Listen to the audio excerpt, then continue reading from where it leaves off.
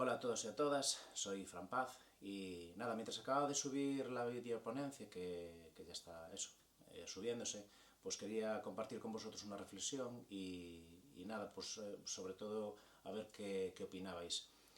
Os dejo un enlace no, mi correo electrónico al final de la ponencia, por si alguien quiere mandarme su opinión y responderme, pues nada, pues compartiríamos conocimientos y compartiríamos eso, pues puntos de vista diferentes. Si alguno visteis o alguna, me imagino que sí. La final de la Champions, fijaros, viene en la fase final llegan el Sporting de Lisboa, el Benfica, Anderlecht y Palma Futsal. Y de los cuatro tienen una cosa en común y es la dominancia de los porteros con el juego de pies. No propiamente dicha en el juego de pies como tenemos en España, ¿no? Que hay bueno, algún portero como Didac, Gus, Chemi, que son unos buenos jugadores con los pies, control, orientación, cambio de juego, incluso tiene alguno pues esas subidas eh, para sumarse en el juego de 5, pero a diferencia de los cuatro que estoy mencionando, Luan Müller, Leo Gugiel, Guita y Roncaglio, ellos tienen además, pues bueno, me imagino que también porque así se entrena y por el sistema de juego que tienen, pues esa conducción y además tienen disparo y filtran muchos pases. Incluso, bueno, si os fijasteis en la final, pues Luan Müller yo lo hubiera matado, pero hace un regate que al final pues acaba en gol, o sea, regatea a dos contrarios que le salen en 8 metros, regatea, queda el balón allí muerto y la mete a Ribillos en un balón así medio rechazado, pero el único gol de Palma y viene de un portero. Y los cuatro, además, tienen en común que los cuatro son brasileños. Esto también es algo importante para que todos veamos, ¿no? La importancia bueno, la importancia ya que tienen en Brasil, que durante muchos años nos lleva muchos años de ventaja. Ellos durante muchos años han tenido escuelas, tanto en los clubes de fútbol sala como de fútbol.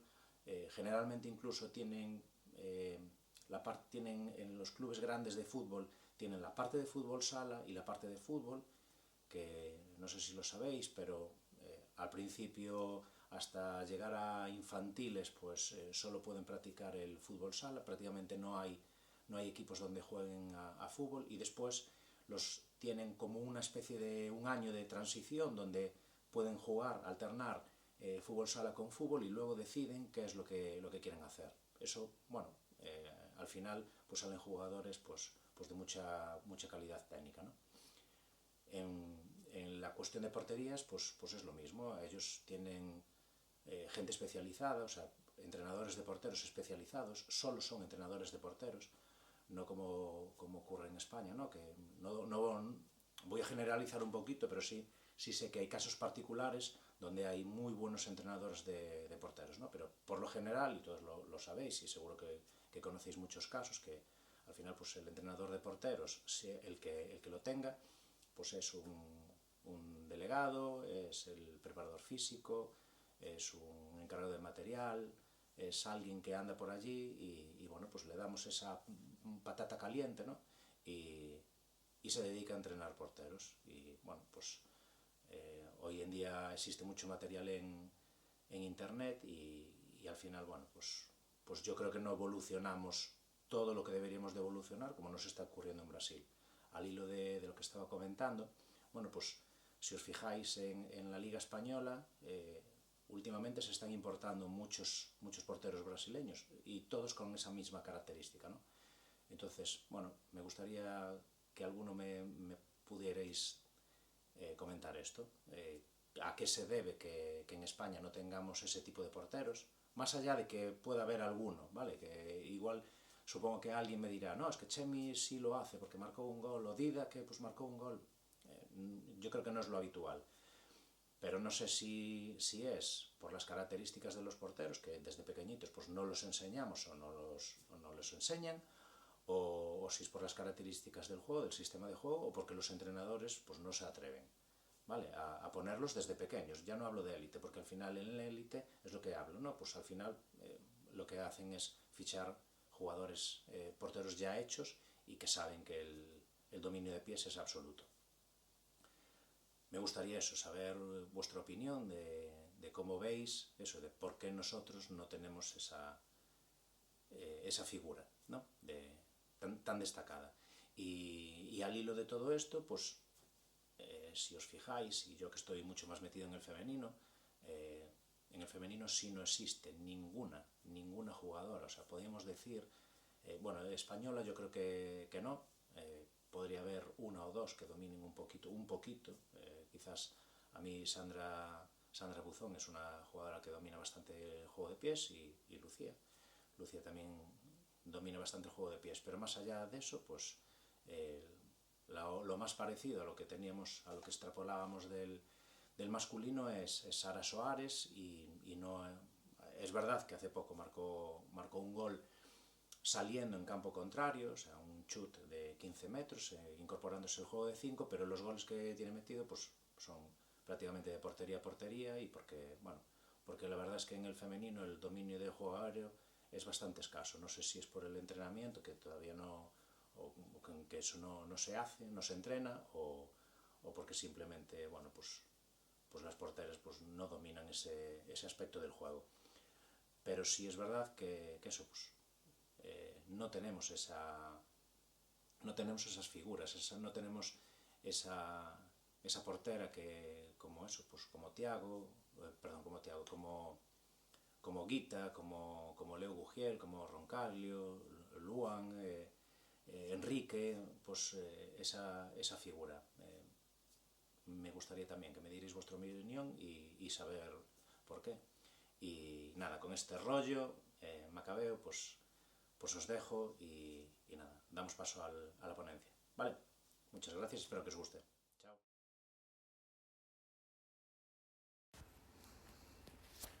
Hola, mi nombre es Fran Paz y soy especialista en el entrenamiento de portería y hoy os voy a hablar de cómo integrar la táctica individual en un entrenamiento específico de porteras. Antes de llegar a ver cómo integramos la táctica individual en un entrenamiento específico de porteras, debemos de analizar primero qué tipos de entrenamiento específicos tenemos. Primero, el analítico o el entrenamiento integrado. Cuando hablamos del entrenamiento analítico, hablamos de que es un tipo de entrenamiento que se basa en repetir los gestos técnicos de una manera aislada y poniendo el foco en la técnica individual. Este entrenamiento tiene varias características. Primero, recoge una parte aislada del juego. Cuando hablamos de la parte aislada del juego no nos referimos a la parte táctica, sino a la parte técnica. Todo lo que son los gestos técnicos específicos de portería, pues como puede ser la cruz, la caída, la valla, agarres, saques, etc., son descontextualizados para poder trabajarlos de una manera muchísimo más simple. Una parte fundamental del entrenamiento analítico es que nos permite realizar muchas repeticiones de la misma técnica y para ello además necesitamos muy poquito espacio y muy poquito tiempo para poder trabajar de una forma eficiente. Incluso la mayoría de las veces no necesitaríamos ni siquiera una portería, simplemente un espacio donde la portera puede trabajar de una forma cómoda. Es muy característico ver entrenadores utilizar las pelotas de tenis en estos casos, porque es un material que es muy barato, es muy fácil de conseguir y además ocupa muy poquito sitio de almacenamiento. Otra parte importante es que conseguimos una mecanización y un automatismo del movimiento.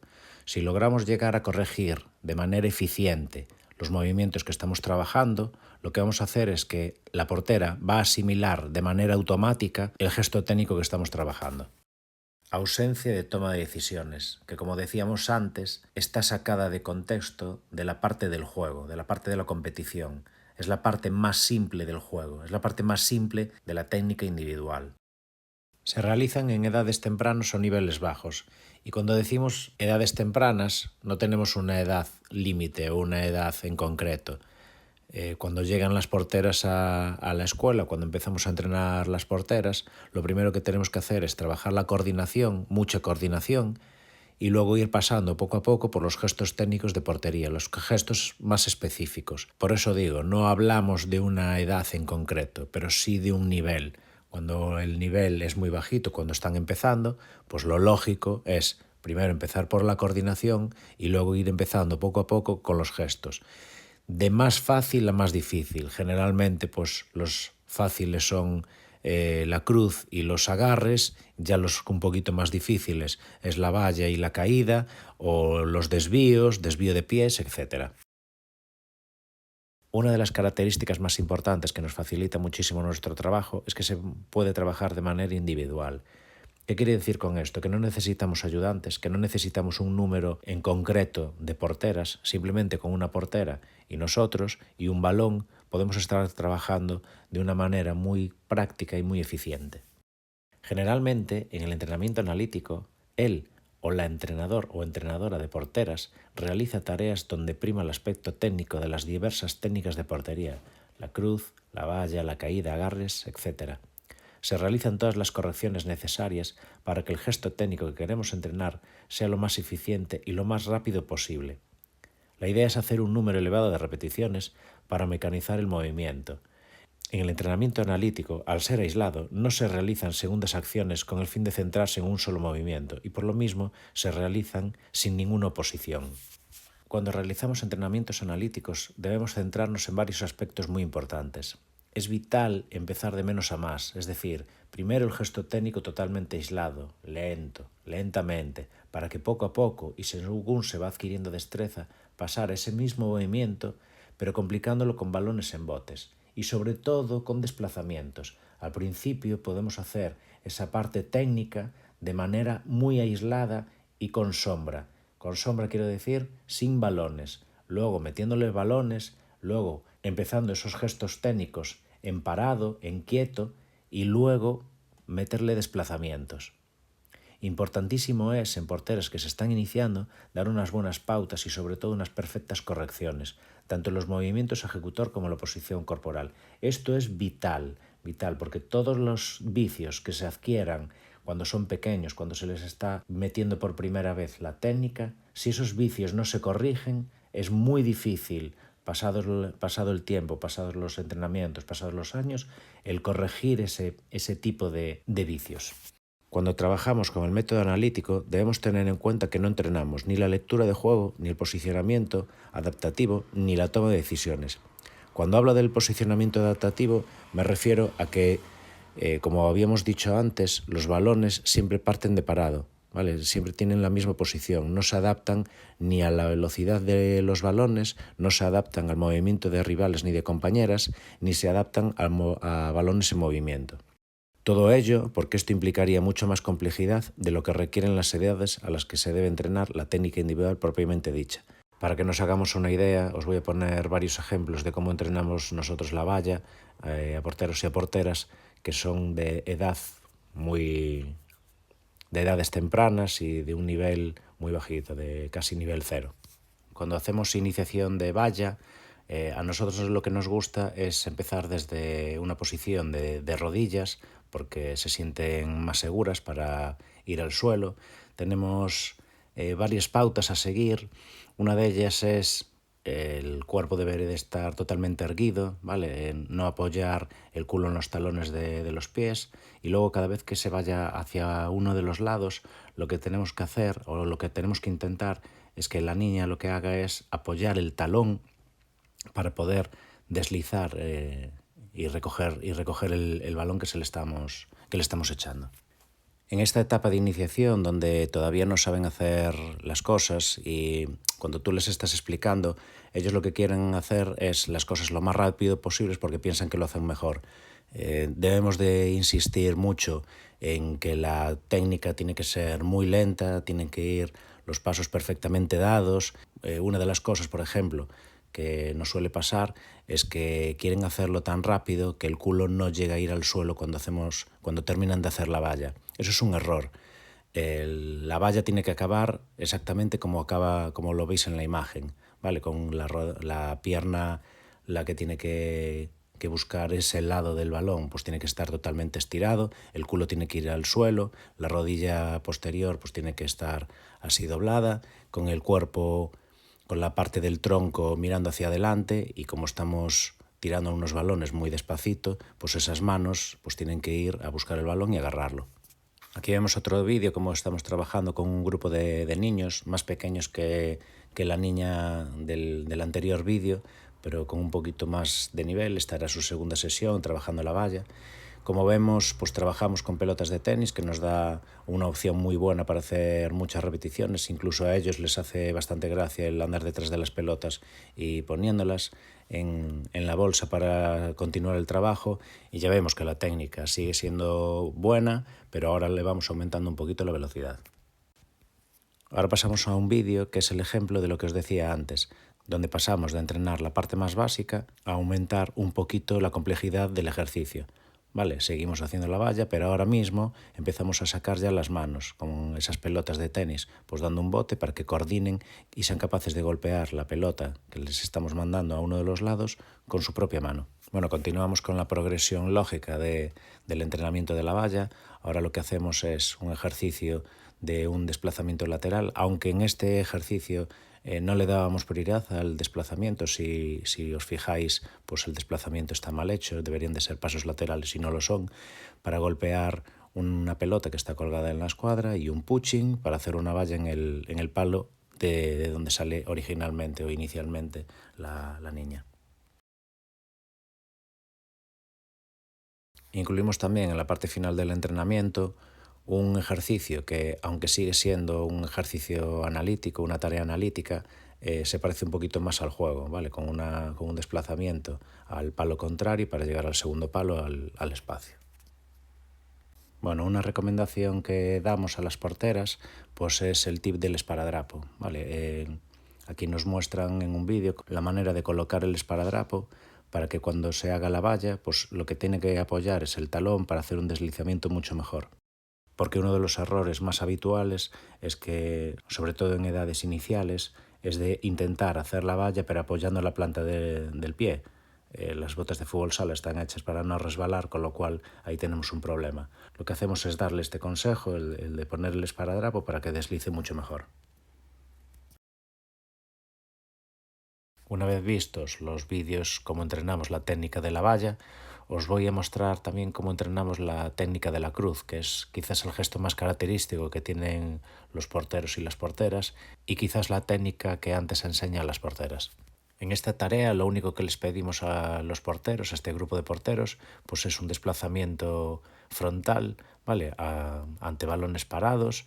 El entrenador está enfrente a ese balón con la opción de disparar y lo que queremos es que se planten delante del balón, que se fijen en la pierna del tirador, cuál es la pierna que va a armar, para en función de la pierna derecha o izquierda, pues tengan que hacer la cruz hacia el lado que corresponde.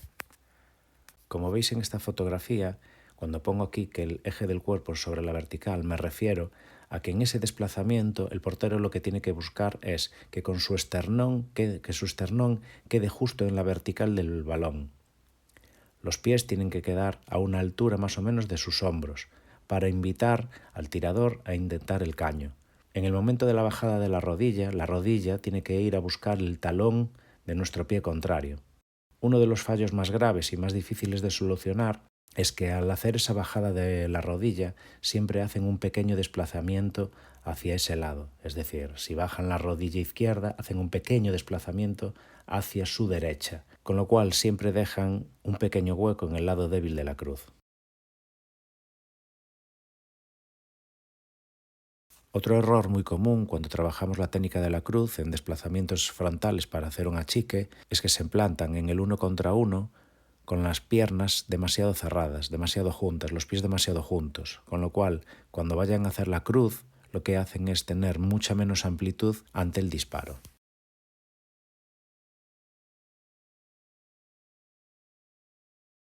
Generalmente, la técnica de la cruz se utiliza para unos contra unos en balones que vienen controlados por el rival.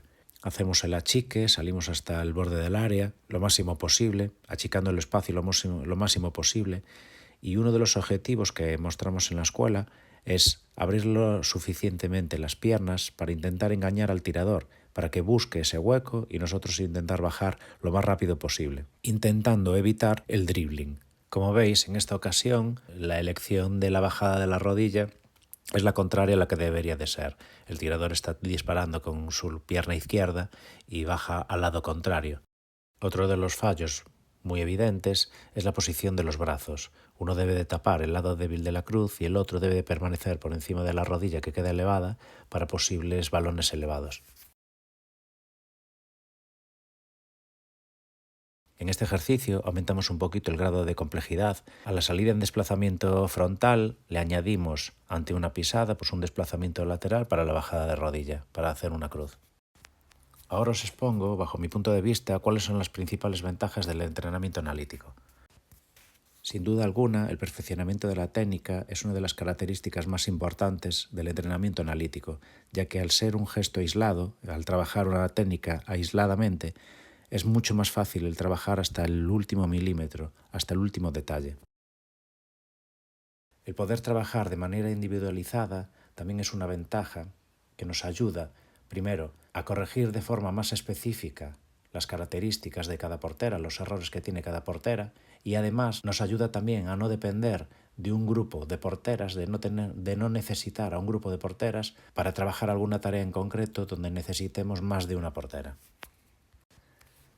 Entrenamientos muy concentrados y de gran rendimiento. Concentrados porque en un periodo muy pequeño de tiempo podemos realizar un montón de repeticiones. Y al ser entrenamientos individualizados, podemos corregir mucho más detalladamente y obtener una mejora mucho más rápida. El trabajo analítico nos ofrece numerosas posibilidades en el diseño sencillo de tareas, desde entrenar los gestos técnicos más sencillos y más básicos hasta irles metiendo desplazamientos o cargas o coordinación, etc. Más adelante veremos unos vídeos como ejemplos. Por su sencillez y porque así podemos trabajar partes aisladas del cuerpo, nos es muy útil en pretemporada. Daros cuenta que las porteras generalmente vienen de un mes prácticamente de no hacer nada, aunque tengan trabajos previos, y el trabajo analítico para empezar una pretemporada es muy bueno. Asimismo, también lo utilizamos para empezar las temporadas en la escuela, para sacar un poquito el óxido y para ir sacando las agujetas. Debe servirnos también como calentamiento de la tarea principal. Siempre que la tarea principal sea un entrenamiento integrado, debemos prever las acciones técnicas que se van a realizar y hacer un buen calentamiento sobre esos gestos específicos. A continuación veremos unos vídeos como ejemplos que teníamos en diferentes fases de la pretemporada en Burela. Gesto técnico con carga. Un diseño muy sencillo donde realizamos un desplazamiento con un balón medicinal y un gesto técnico posterior, que en este caso es una valla. Como vemos, ponemos en práctica todo lo hablado anteriormente. Los balones parados, hay 6 repeticiones, el trabajo es muy individual. En este tipo de tareas yo no suelo pararlos para hacer correcciones en el medio del ejercicio, esperamos a que se acaben los 6 balones, después hago un pequeño alto, hago las correcciones para seguir con las siguientes rondas. Lo que sí me gusta mucho hacer en élite es cuando acabamos una tarea completa, generalmente lo hacemos en ambos lados, ¿vale? Trabajamos el lado derecho y el lado izquierdo. Sí les pido un feedback, que me den sus impresiones, qué es lo que se puede mejorar, dónde están más cómodos, dónde se sienten mejor para poder mejorar siempre el ejercicio. Aquí tenemos un ejemplo de una tarea con gestos combinados con un componente físico. El componente físico, lo decidís cada uno vosotros. Nosotros aquí hacíamos un salto de una valla en ambos lados para ir a palo contrario. Hacemos una valla, un desplazamiento lateral, tocábamos otra vez el palo para hacer al final un desvío lateral, un desvío de manos. Coordinación y gesto. Esto es un juego que lo hacíamos mucho para calentar. Es un juego que resulta bastante divertido.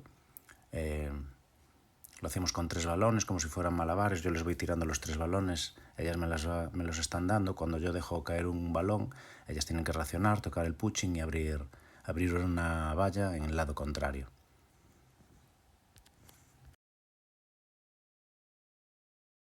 ¿Qué desventajas tiene el entrenamiento analítico? La mecanización o automatización del gesto.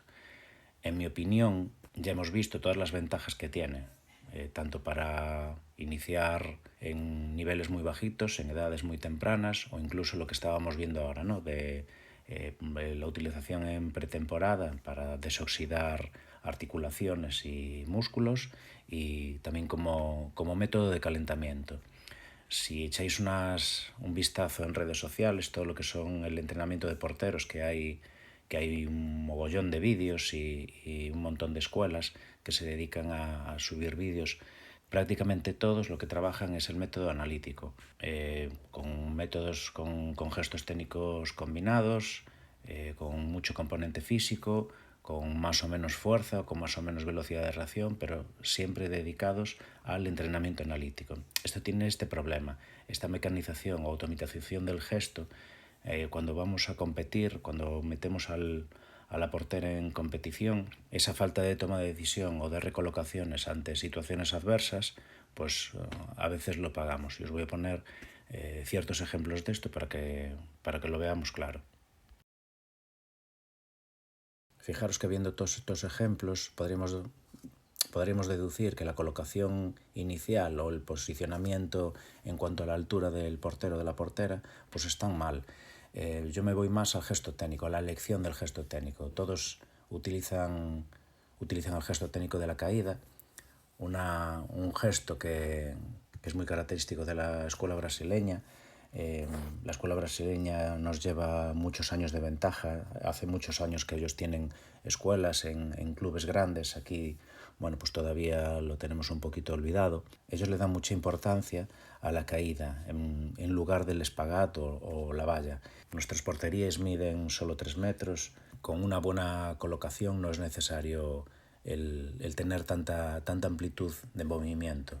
Y en balones rasos, sobre todo, yo creo que se es mucho más lento yendo con la mano que yendo con el pie, con lo cual, bueno, en la escuela española pues trabajamos mucho más la parte de la valla, esa espagat. Y para mí el error principal de este tipo de ejemplos pues es esa, la mecanización que han tenido de utilizar una caída en lugar de la valla y la falta de la toma de decisión en este tipo de entrenamientos.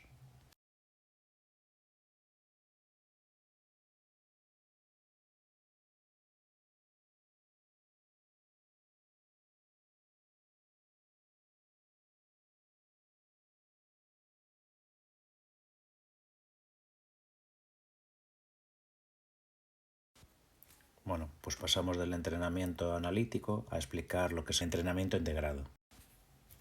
Este tipo de entrenamiento está orientado más al trabajo de portería con el grupo de trabajo, es decir, con el equipo, donde se simulan situaciones reales de competición, donde se trabajan varios aspectos del juego al mismo tiempo y donde la toma de decisión, la adaptación del posicionamiento y la lectura de juego está presente la mayoría del tiempo. Es verdad que en la mayoría de, si hay algún entrenador de porteros o una entrenadora de porteras en la sala, estoy seguro que esto para ellos es una dificultad. Es muy difícil el estar en un equipo, en un club, donde te permitan o donde tengas la posibilidad de estar entrenando a las porteras con la opción de coger al equipo, con la opción de estar llevando un entrenamiento específico de portería, pero con las jugadoras. Es muy complicado. Con lo cual, lo que tenemos que hacer es intentar adaptarlo con el número de porteras que tengamos en el equipo o poder contar con algún miembro del staff que nos pueda echar una mano. Si es verdad que el entrenamiento integrado con respecto al analítico, ahí está la dificultad. Primero, el diseño de las tareas van a ser mucho más complicadas, vamos a necesitar de más gente y si no, pues lo que tenemos que hacer pues, es tirar de imaginación, de algún tipo de material para que nos pueda sustituir pues, esa falta de personal y poder recrear lo más fielmente posible las situaciones reales de juego que queremos entrenar. Bueno, pues ahora llegamos a lo que realmente es el título de la ponencia, lo que para mí son las claves para integrar la táctica en un entrenamiento de porteras.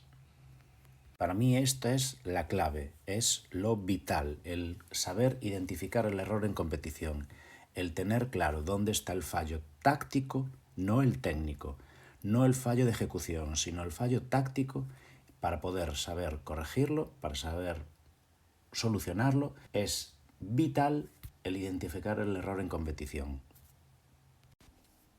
Teniendo la posibilidad de llevar un scouting de correcciones del partido anterior, o sea, es decir, pasa el partido, lo vemos, identificamos los errores para corregir los errores, para corregirla en la siguiente sesión con las porteras.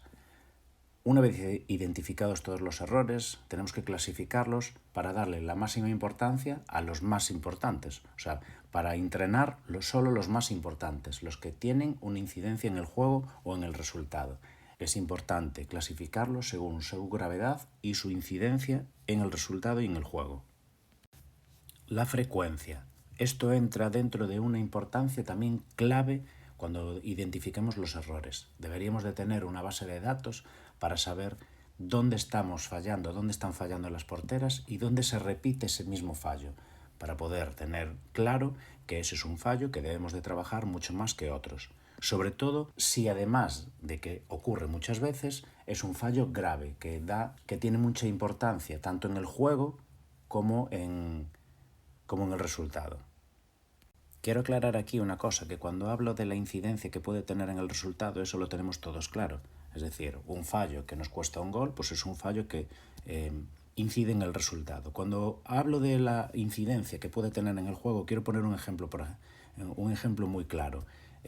Poneros que recibe la portera pues un pase de una compañera, están apretadas y como desahogo, ¿vale? Pues da el pase a la portera. Si la portera falla ese pase, aunque salga fuera o no provoque un gol o ni siquiera provoque una situación de gol, lo que genera es una inseguridad en las compañeras, una inseguridad en sí misma de la próxima vez que reciba un pase, y las compañeras lo que van a hacer es, bueno, pues ante ese error que ellas ven, es dudar y van a preferir tirar un balón fuera antes que darle el balón a la portera. Pues por eso tenemos que tener claro que hay errores también que inciden en el juego, aunque no sean en el resultado, y no podemos permitir que haya ese tipo de errores que incidan en el juego. La seguridad de las compañeras tienen que tener claro que pueden confiar perfectamente en la portera. Una vez que ya tenemos identificados los errores que cometen nuestras porteras en competición, que hemos definido cuál es la gravedad y la importancia del error, la incidencia, sabemos, por una base de datos, cuál es la frecuencia de ese mismo error y cuántas veces se repiten para poder entrenarlo con más frecuencia o para tenerle más importancia a ese tipo de entrenamiento.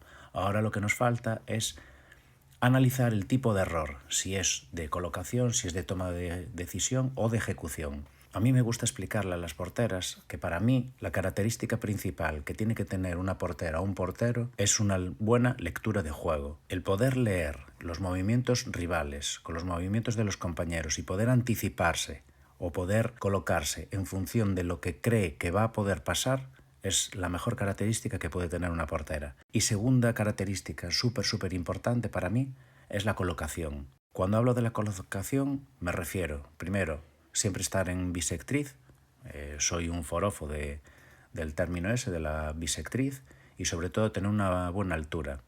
Ya no solo para recibir los disparos directos o hacer coberturas, sino incluso para intimidar o para incidir en la toma de decisión de los rivales. Por poneros un ejemplo muy gráfico, si hay una portera que está muy adelantada, si está en 8 metros, 9 metros, el balón no está apretado y lo tiene el equipo contrario, lo que vamos a hacer es invitar a que la rival que tiene el balón levante la cabeza, vea a la portera adelantada y disparar en vaselina. Y esto pasa mucho. Si en disparos laterales la portera está muy pegada al primer palo, como decimos cuando hablamos de saturar el primer palo, cuando está muy pegada al palo, lo que estamos haciendo es invitar a ese disparo al segundo palo o incluso a una llegada de una compañera en el segundo palo. Eso es incitar, eso es invitar, eso es no hacer dudar al rival que tiene el balón en ese momento.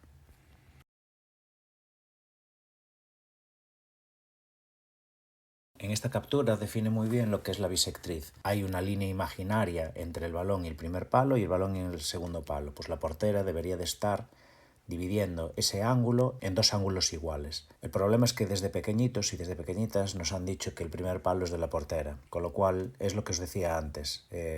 Si la portera está muy pegada al primer palo, las jugadoras eso lo ven y tiran siempre al segundo palo, donde van a ver hueco. Si la portera está en bisectriz, va a tener muchas más dudas. Y de lo que se trata muchas veces es de hacer dudar a la tiradora.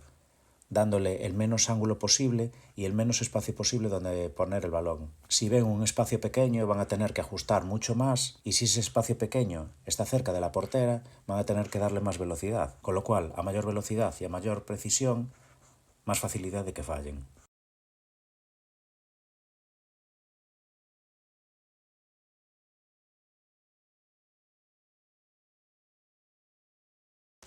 Cuando hablamos de la línea imaginaria que une el balón con el primer palo y el balón con el segundo palo, cuando tenemos una amenaza en el segundo palo, esa línea imaginaria que uniría el balón con el segundo palo se abre para meter esa línea en el espacio en el que llegaría esa amenaza del segundo palo. El portero todavía tiene que estar un poquito más abierto, dejar más libre el primer palo para centrarse en el segundo. En esto es muy importante lo de las fintas para negar un pase o un disparo o otro.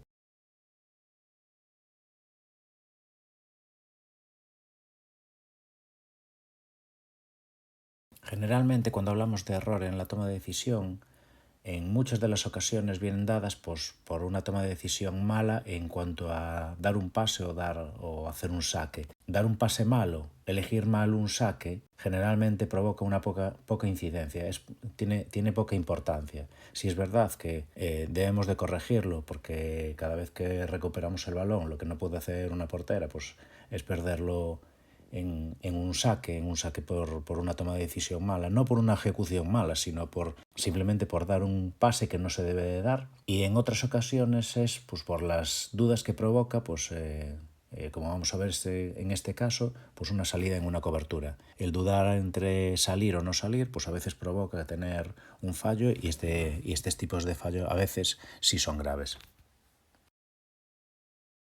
Bueno, aquí os muestro una infografía sacada del curso de porteros de Antonio García, la cual os recomiendo que veáis, donde él clasifica según la influencia del portero y los gestos técnicos más utilizados en cada zona del campo, como zona 1, zona 2, zona 3, zona 4 y zona 0. Pues quiero que os fijéis en la zona 0.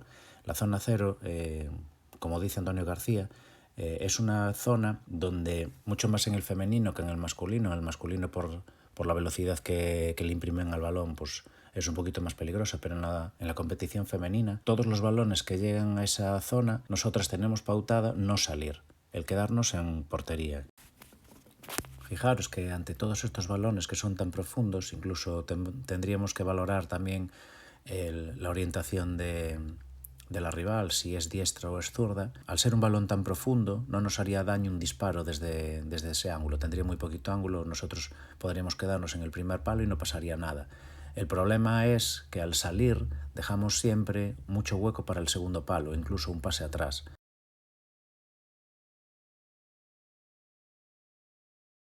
Ahora que ya tenemos identificado el error, tenemos que tener en cuenta varios condicionantes antes del diseño de las tareas.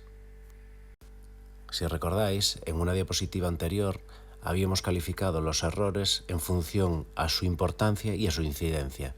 Ahora tenemos que tener en cuenta el número de sesiones que tenemos disponibles a la semana para entrenar con las porteras y el tiempo del que vamos a disponer para poder entrenar ese tipo de errores.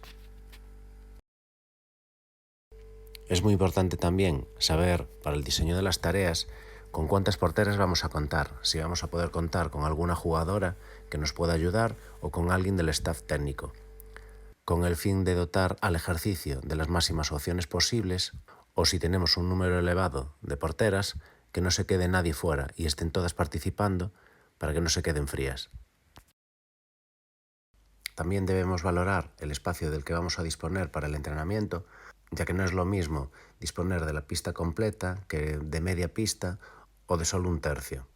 De ello depende, por ejemplo, que podamos darle continuidad a algún ejercicio con un disparo de portería a portería cuando hagamos un agarre o cuando hagamos un blocaje, o que pongamos un objetivo que nos permita sacarle todo ese rendimiento a ese espacio de pista. Todo ello pensando en hacer la situación o el entrenamiento lo más parecido al juego real posible. Recordar que el éxito de las acciones no reside en si la jugada acaba en gol o no. Más bien, lo que debemos de valorar para saber si es un error o no es generalmente en el posicionamiento y en la toma de decisiones. Las porteras no las paran todas. Ponemos este vídeo como ejemplo de una acción de 2 contra la portera, donde la portera parte de una buena altura, de una buena temporización, un buen desplazamiento, incluso realizando un buen gesto técnico al espacio en el segundo palo. Todas las pautas que se deben de seguir para defender un 2 contra la portera las ha elegido bien, pero aún así la jugada acaba en gol. Cuando nos sentemos a diseñar la tarea del error que queremos entrenar, debemos tener muy claro cómo vamos a corregir ese error y cuáles son las pautas que les vamos a dar a las porteras para no volver a cometer ese fallo. Cuando diseñamos la tarea debe estar muy bien planificada para que la situación que queremos entrenar y corregir se dé muchas veces. Por poneros un ejemplo, si nosotros queremos entrenar un 2 contra 1 y no se da el 2 contra 1 y muchas veces se da el 1 contra 1, debemos de tener la facilidad o la adaptabilidad de poder cambiar en ese momento el entrenamiento para que podamos entrenar exactamente lo que queríamos entrenar. Si queremos entrenar el 2 contra 1, que salga muchas veces un 2 contra 1. Si no, adáptate. Cuando tengamos un entrenamiento integrado como tarea principal del entrenamiento, antes deberíamos de diseñar un juego de calentamiento o un ejercicio de calentamiento donde vayamos a utilizar o donde creamos nosotros los gestos técnicos que se van a utilizar en esa tarea principal. Una cosa es lo que creamos nosotros que va a ocurrir durante la tarea y otra cosa es lo que vaya a ocurrir realmente. Todas las porteras tienen características diferentes y todas las porteras pueden buscar una solución diferente a un mismo problema. Deja que la tarea sea abierta, no te cierres a ningún gesto técnico y corrige solo la táctica. Precisamente por eso, porque las porteras pueden buscar diferentes soluciones al mismo problema que tú les estás planteando, es más importante que nunca el realizar un feedback, que ellas te den sus impresiones de cómo se han sentido, si se han sentido cómodas o no, o si las soluciones que tú les estás dando le encuentran sentido al juego real o a la competición. Os pongo un ejemplo concreto que una vez detectado un error, cómo hacemos para el diseño de la tarea y cómo lo entrenamos después en pista. Si os fijáis, aquí hay una situación de zona cero como hablábamos antes. Un balón muy profundo, el portero parte de una mala situación, tiene una buena orientación pero una mala posición, ya que está más adelantado y debería de estar a la altura del primer palo, teniendo en cuenta que hay alguien en el segundo palo y podría ir al segundo palo al espacio. En este tipo de situaciones siempre les decimos que deben de defender la segunda portería. Este es un término para definir una portería imaginaria que iría desde el primer palo, separando más o menos 2 metros en la vertical del primer palo. Imaginando que hay una segunda portería, todos los disparos que pasen por esa segunda portería podrían llegar al segundo palo, con lo cual nos resulta primordial. Y el error viene de una mala elección del gesto técnico, donde consideramos que si llega a parar el balón con esa cruz, dejaría un rechace, con lo cual nosotros lo que entrenamos es el desvío de pies. Valorando esta situación, donde hay un disparo y hay un balón en el segundo palo, vamos a diseñar una tarea que ocurra muchas veces esa misma situación. Partimos de una situación donde el balón lo pone en juego el portero, como decíamos antes, a mí me gusta tener los balones siempre en movimiento, donde el entrenador recibe un balón y juega de primeras con un pívot, donde va a jugar una pared y donde tenemos las posibilidades de un disparo directo y de un disparo al segundo palo. Hay una amenaza en el segundo palo y lo que vamos a hacer es, vamos a añadir un segundo balón a modo de rechace. Como vemos aquí, el portero tiene una buena orientación, tiene un buen posicionamiento inicial. Podríamos entrar a valorar si quizás la defensa de la segunda portería sería más eficaz en vez de dejar entrar el balón en el segundo palo. Luego tiene un buen desplazamiento. Lo que podríamos corregir es que al levantarse da la espalda a la cancha contraria. Luego, como vemos también, se levanta rápido para ir al rechace y realiza un buen achique en el 1 contra 1.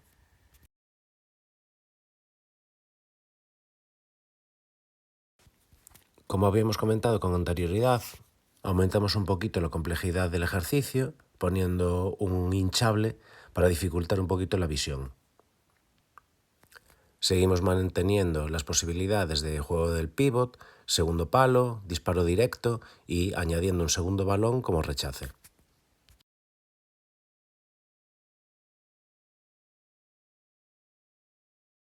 Fijaros cómo en estas dos secuencias los dos porteros hacen unas fintas perfectas con un timing correcto. Cuando el entrenador está mirando las posibilidades que tiene de disparo o de pases al segundo palo, ellos hacen la finta para cerrar la línea de pase del segundo palo, dejando solo la posibilidad del primero.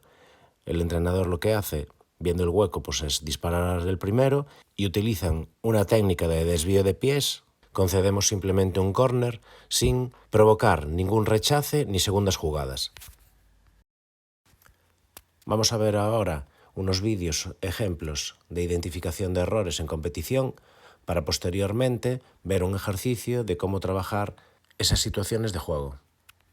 Estos dos cortes son un ejemplo de una mala colocación desde el principio. Donde destacamos el error es en lo que llamamos interferencia visual, donde por su posicionamiento las porteras no ven ni la salida ni la trayectoria del balón y cuando se lo encuentran encima ya no tienen la suficiente velocidad de reacción para pararlo. Bueno, pues en esta tarea lo que inicia es la portera pues buscando un saque, con una interferencia para que le sea más complicado el sacar, que tenga que hacer fintas de saque para poder contactar con la compañera, en este caso el entrenador. Jugamos con dos posibilidades: disparo exterior directo con una interferencia visual. La compañera lo que hace es intentar fastidiar, entre comillas, todo lo posible la visibilidad del balón. Y la otra posibilidad es que su propia compañera juegue de pívot y se pueda girar. Fijaros que la portera en todo momento está buscando el contacto visual con la pelota, está recolocando todo el tiempo su posicionamiento con respecto al contrario para poder reaccionar lo antes posible tanto los disparos como el giro del pívot.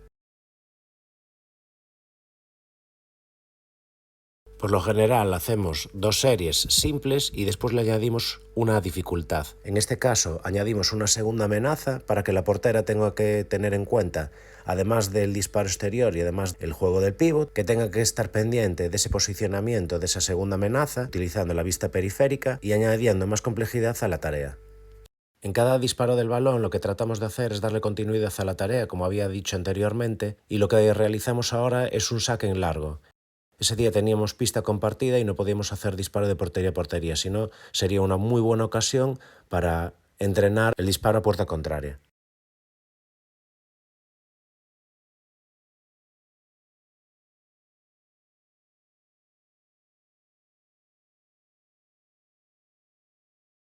Y ya por último os pongo una tarea que a mí me gusta mucho trabajar porque nos da muchísimas situaciones que se van a encontrar en el juego real, en la competición, poniendo un pívot, un segundo palo y un desborde en banda.